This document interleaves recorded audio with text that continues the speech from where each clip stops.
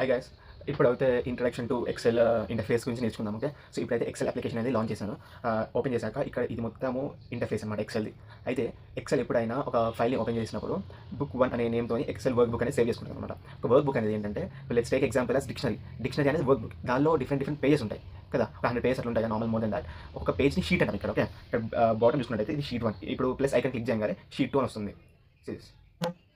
మళ్ళీ ప్లస్ కొట్టగానే షీట్ 3 అలా చూసుకున్నట్టయితే షీట్ 1, షీట్ 2, షీట్ 3 అని వస్తుంది. ఓకే, అండ్ ఇక్కడ చూసుకున్నట్టే 1, 2, 3, 4 all these are called as rows. ఇవన్నీ రోస్ హారిజాంటల్కి వెళ్తే, వర్టికల్గా వెళ్ళేవన్నీ కాలమ్స్ ABCD. ఓకే, అండ్ ఇప్పుడు మెయిన్ థింగ్ పైన file, home, insert, draw, each thing is called as tab. File tab, home tab, insert tab, draw tab, అలా ఇవన్నీ tabs అంటాం అనమాట. కింద చూసుకున్నట్టయితే ఈచ్ ట్యాబ్కి కింద డిఫరెంట్ సబ్ గ్రూప్స్ ఉంటాయి. ఇవన్నీ groups, clip board group, font group, alignment group, number groups, style groups అని చాలా ఉంటాయి. ఇంకా 3-4 సెల్స్ అనేవి, ఎడిటింగ్ ట్యాబ్, ఎడిటింగ్ టూల్స్ అలా ఉంటూ ఉంటాయి. ఓకే,